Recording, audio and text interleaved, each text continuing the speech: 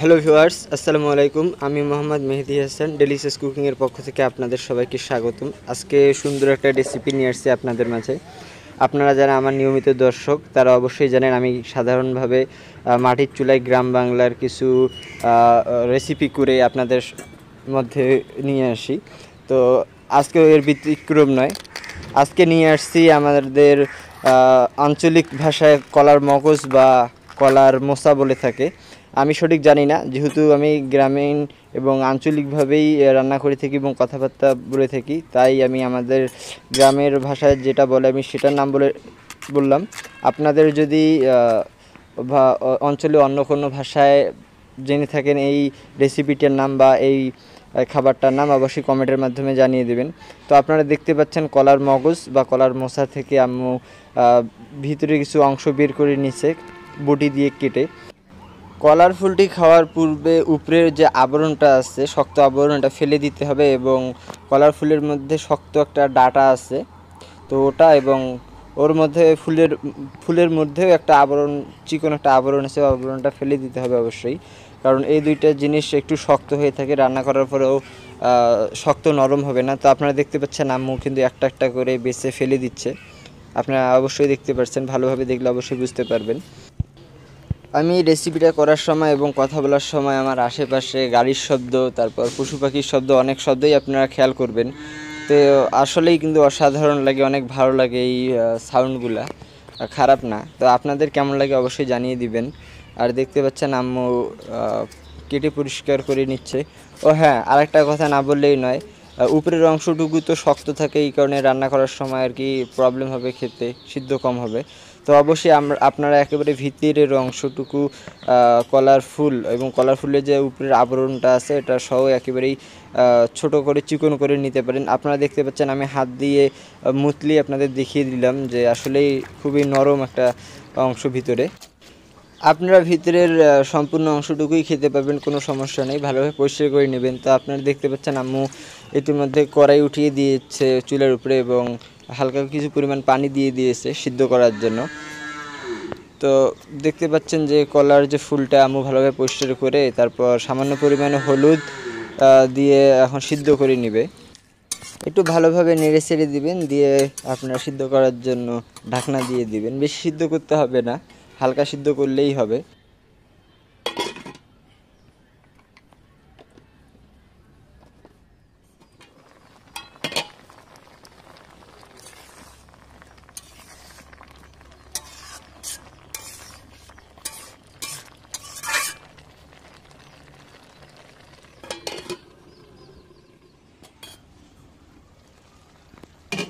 Viewers, আপনারা দেখতে পাচ্ছেন আম্মু বেশ কয়েকবার উল্টিয়ে পাল্টিয়ে নিয়েছে। এখন আম্মু চেক করে নিচ্ছে যে আসলে সিদ্ধ হয়েছে কি না। আর অবশ্যই ঢাকনা দিয়ে সিদ্ধটা করে নেবেন, এতে করে তাড়াতাড়ি সিদ্ধ হয়ে যাবে। তো সিদ্ধ হয়ে গেলে আম্মু এখন নামিয়ে নিচ্ছে ছিদ্র করা একটা জারের মধ্যে। তো অবশ্যই আপনারা একটা সিদ্ধ করা জার বা গামলার মধ্যে বা বাটির মধ্যে যে কোনো একটা পাত্রে আপনারা ঢেলে নিতে পারেন, আর পানিটুকু ঝরিয়ে নেবেন। তারপর ভালোভাবে ধুয়ে আপনারা বেটে নিতে পারেন। আম্মু এখানে শিলনোড়ায় বেটে নিচ্ছে, আপনারা যে কোনোভাবেই বেটে নিতে পারেন, পারলে ব্লেন্ডারও ব্লেন্ড করে নিতে পারেন, আপনাদের ইচ্ছার উপরে ডিপেন্ড করবে। তো দেখতে পাচ্ছেন আম্মু এখানে শিলনোড়ায় বেটে নিচ্ছে। আমি পূর্বেই বলে দিছি যে আমি আমার এই চ্যানেলে সাধারণভাবেই রান্না করে থাকি এবং গ্রামীণ পদ্ধতিতেই রান্না করার চেষ্টা করি। তো ঠিক সেই জন্যই আর কি শিলনোড়ার ব্যবস্থা এখানে, আপনারা অন্য কোনোভাবেও করতে পারেন। একেবারে মিহি করে আপনারা বেটে নেবেন, অবশ্যই ঠিক যেভাবে দেখিয়ে দিচ্ছে ঠিক সেভাবেই করবেন, আপনারা অবশ্যই করার চেষ্টা করবেন। এরপর দেখতে পাচ্ছেন কড়াইয়ের উপরে তেল দিয়ে দিয়েছে আম্মু। এরপর এখানে দুইটা ডিম ভেঙে দিবে, ডিমগুলো একটু ভেজে নেবে। আপনারা আমাদের সঙ্গেই থাকুন, আমাদের পাশে থাকুন আর রেসিপিটা উপভোগ করুন। আশা করি বুঝতে পারবেন। আমার যদি কোনো কথায় ভুল ভ্রান্তি হয়ে থাকে অবশ্যই ক্ষমা দৃষ্টিতে দেখবেন এবং রেসিপিটা দেখলে আশা করি বুঝতে পারবেন যে আমি কি বুঝাইতে চাচ্ছি বা কি দেখাতে চাচ্ছি আপনাদের। আপনারা দেখতে পেলেন যে আম্মু এখানে সামান্য পরিমাণে লবণ দিয়ে দিয়েছে ডিমের মধ্যে এবং ভালোভাবে ডিমটা একটু নেড়ে চেড়ে নিচ্ছে। খুব বেশি ফ্রাই করবে না, অল্প একটু ভেজে নেবে আর কি। একটু লালচে কালার হয়ে গেলে আম্মু এখন উঠিয়ে নেবে ডিমটা।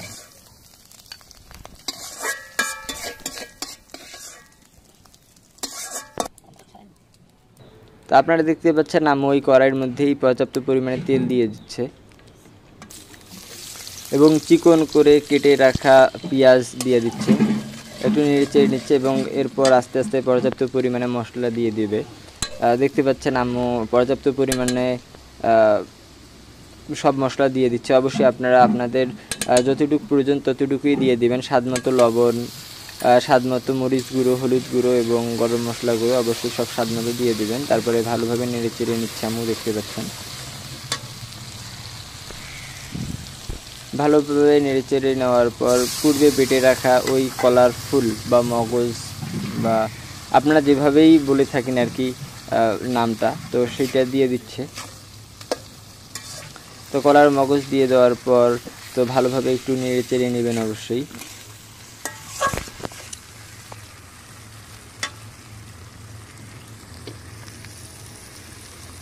আপনারা দেখতে পাচ্ছেন এখানে আম্মু কুচি করে রাখা আলু দিয়ে দিচ্ছে। আম্মু এই আলুটা পূর্বেই কুচি করে রেখে দিয়েছিল কেটে, তো অবশ্যই আপনারা আলু ব্যবহার করবেন এখানে।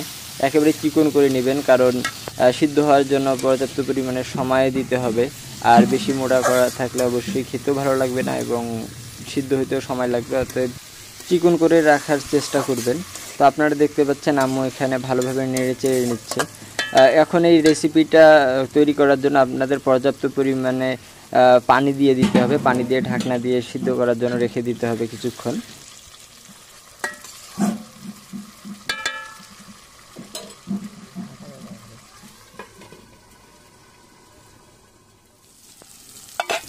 ফিরে আসলাম প্রায় 15 মিনিট পরে। আপনারা দেখতে পাচ্ছেন ইতিমধ্যে সিদ্ধ হয়ে গিয়েছে আর তলানিতে একটু লেগে গিয়েছে।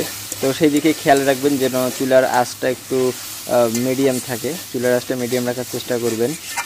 আর এখন যেটা আপনাদের করতে হবে, খুব বেশি পরিমাণে নেড়ে চেড়ে নিতে হবে, কারণ এই কলার মগজ এই রেসিপিটা আর কি প্রচুর পরিমাণে লেগে যায়, তলানিতে লেগে যায়। তো আপনারা প্রচুর পরিমাণে নেড়ে চেড়ে রান্নাটি করার চেষ্টা করবেন, এতে করে ভাজি হবে এবং আপনাদের খেতেও অনেক মজা লাগবে। তো অবশ্যই খুব বেশি পরিমাণে বলতে যে একেবারেই খুব জোরালোভাবে আপনারা কষিয়ে একেবারেই ভর্তার মতো করে ফেলবেন, অবশ্যই তেমনটা না। আমি এখানে দেখিয়ে দিচ্ছি আপনাদের, একটু পর্যাপ্ত পরিমাণে নাড়াচাড়া করে নিতে হবে। তো আম্মু ইতিমধ্যে দেখতে পাচ্ছেন যে কাঁচামরিচ, খালি করে রাখা কাঁচামরিচ দিয়ে দিচ্ছে এবং তা একটু হালকা পরিমাণে নেড়ে চেড়ে নেবে। 5-7 মিনিট কাঁচামরিচ দিয়ে একটু নেড়ে চেড়ে নেবেন, একটু রয়ে সয়ে নাড়বেন, কারণ আমি তো এখানে আপনাদের দেখিয়ে দিয়েছি সব সময় নেড়ে চেড়ে দেখিয়ে দিয়েছি। অবশ্যই সব সময় নাড়াচাড়া করবেন না, একটু রয়ে সয়ে নাড়াচাড়া করবেন। আর চুলার আঁচটা একটু লো ফ্লেমে রাখার চেষ্টা করবেন। আপনাদের হয়তো বা মনে নাই, পূর্বে ভেজে রাখছিলাম ডিম, সেই ডিমের ভাজি আপনারা এখন এখানে দিয়ে দেবেন শেষ মুহূর্তে। আম্মু দিয়ে দিয়েছে। আমি শেষ মুহূর্তে কি কারণে বলছি আশা করি বুঝতে পারছেন, রেসিপিটা প্রায় শেষের দিকে, এই কারণেই শেষ মুহূর্তে বলছি। তো একেবারে শেষ মুহূর্তে আপনারা মরিচ কুচি এবং ডিম দিয়ে হালকা 5-7 মিনিট নেড়ে চেড়ে তারপরে উঠিয়ে পরিবেশন করতে পারেন। আপনারা দেখতে পাচ্ছেন আমাদের রেসিপিটা শেষ। আজকে কলার মগজ বা কলার মোচার রেসিপিটা এখানেই শেষ করলাম। দেখাবো ইনশাল্লাহ অন্য কোনো একটা ভিডিওতে, অন্য কোনো একটা সময়। সেই মধ্যে ভালো থাকবেন, সুস্থ থাকবেন। আল্লাহ হাফেজ।